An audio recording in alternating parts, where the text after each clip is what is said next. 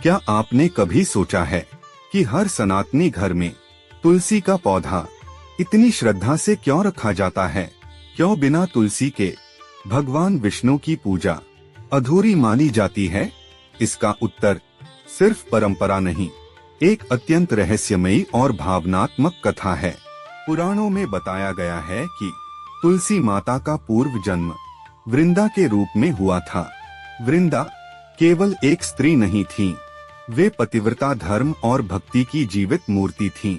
उनके पति जलंधर असुर कुल के थे, लेकिन वृंदा की पवित्रता के कारण जलंधर को कोई भी देवता युद्ध में पराजित नहीं कर सकता था। देवताओं के लिए यह संकट बन गया। तब धर्म की रक्षा के लिए भगवान विष्णु को स्वयं हस्तक्षेप करना पड़ा। भगवान विष्णु ने माया द्वारा जलंधर का रूप धारण किया। जैसे ही वृंदा का पतिव्रत भंग हुआ, जलंधर की शक्ति समाप्त हो गई और उसका अंत हो गया। जब वृंदा को इस सत्य का ज्ञान हुआ तो उनका हृदय टूट गया। उन्होंने भगवान विष्णु को शाप दिया, लेकिन ध्यान दीजिए, यह शाप क्रोध से नहीं, असीम पीड़ा से निकला था। वृंदा ने कहा, आप पत्थर हो जाओ, और वही हुआ। भगवान विष्णु शालिग्राम के रूप में पूजित होने लगे। लेकिन यहीं कथा समाप्त नहीं होती।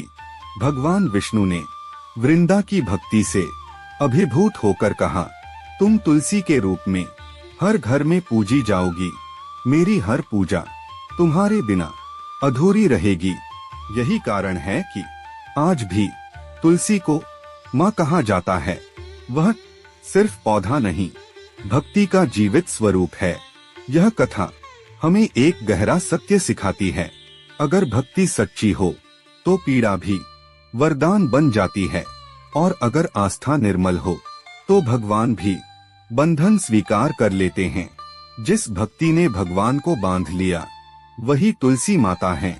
अगर आपके घर में तुलसी माता विराजमान है तो कमेंट में लिखिए, जय तुलसी माता।